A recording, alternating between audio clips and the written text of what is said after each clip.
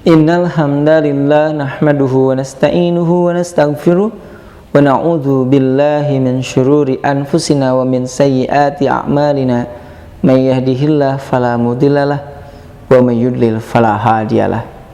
Asyhadu an la ilaha illallah wa asyhadu anna Muhammadan abduhu wa rasuluh, amma ba'du. Pemirsa warasatul Al-Qur'an, tidak ada ucapan yang pantas untuk kita ucapkan melainkan ucapan alhamdulillahirabbil alamin. Segala puji bagi Allah, Tuhan semesta alam, karena dialah yang senantiasa mencurahkan, menganugerahkan kepada kita semua berbagai macam kenikmatan, baik nikmat yang zahir ataupun yang batin, nikmat yang lalu ataupun yang baru. Itu semua patut kita syukuri, dan mudah-mudahan kita termasuk orang yang pandai bersyukur. Amin ya rabbal alamin. Baik, kita teruskan pembahasan berkaitan dengan ilmu balaghah. Ada atau pada hadis kullu mauludin yuladu alal fitrah yang diriwayatkan oleh Imam Al-Bukhari dan Muslim. Saya sebutkan Imam Al-Bukhari. Baik, ungkapan qauluhu jam'a wa jada'a.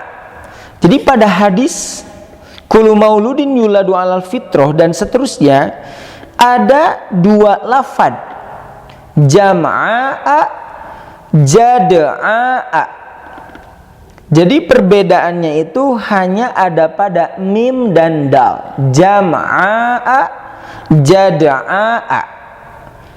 Apa yang berkaitan dengan ilmu balaghah dengan ungkapan atau kedua ungkapan ini? Apa sih? Maka Imam Al-Yashabuni menjelaskan bainahuma jinasun latif. Ini yang disebut dengan jinas. Jinas itu ya sejenis, hurufnya itu sejenis, hampir sejenis. Nanti ada juga macam-macam daripada jinas. Di kita suka ada baik bahasa Indonesia atau bahasa Sunda, ada huruf-huruf yang hampir sama tetapi tentu saja maknanya beda. Seperti misal dalam bahasa Indonesia penjahat dengan penjahit, nah itu kan beda satu huruf. Kalau dalam bahasa Sunda ada letah, letah itu lidah, latah, kemudian latih, nah itu sebetulnya hampir mirip, tapi beda maknanya. Sama tinjauan ilmu bahasa Arab seperti itu. Nah, kalau di dalam bahasa Arab perbedaan itu ada yang disebut dengan jinas. Perbedaan apa maksudnya? Makna, tetapi lafadznya hampir sama gitu. Makanya di sini disebut bainahuma jinasun latif. Pada keduanya itu ada yang disebut dengan jinas latif. Wa huwa minal muhassinatil badi'iyah. Nah, nanti jinas itu termasuk kepada keindahan bahasa. Jadi keindahan bahasa itu enak didengar. Seperti halnya kalamullah yang ujung-ujungnya sama gitu. Nah, itu enak untuk didengar. Seperti qul huwallahu ahad, Allahus samad, lam yalid wa lam yulad. Jadi ujung-ujungnya sama. Nah, kalau itu disebutnya saja. Kalau Allah berfirman ujung-ujungnya nas, maka nas. Qul a'udzu birabbin nas, malikin nas, ilahin nas, min syarril waswasil khannas. Itu keindahan bahasa. Nah, nanti keindahan bahasa selain daripada ujung-ujungnya itu enak didengar, yakni yang lainnya ada yang disebut dengan jinas. Jinas itu suatu lafad yang penyebutannya hampir sama, yakni jama'a dan jada'a.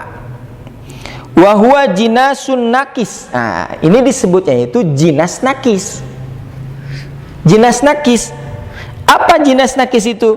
Litagoyuri ba'dil hurufi bainal kalimataini. Nah, disebutkan nanti ada yang disebut dengan jinas tam. Jinas tam itu hurufnya sama pisan gitu, sama sekali. Nah, nanti ada jinas nakis.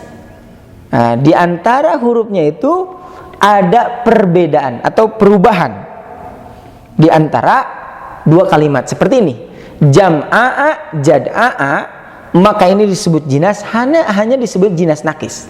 Kenapa disebut jinas nakis? Karena ada satu huruf yang berbeda, yaitu mim dan dal. Nah, begitu yang disebut dengan jinas itu. Contoh yang lain seperti kalimat al-khoil dan al-khoir.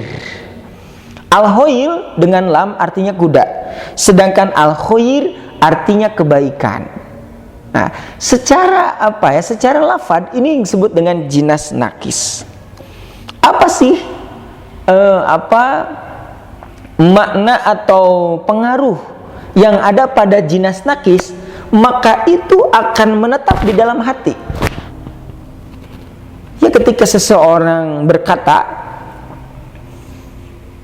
misalnya seperti ini contohnya, segala puji kepada Allah yang maha mengatur, yang maha senantiasa mengampuni, yaitu Ghafur, mengatur, Ghafur.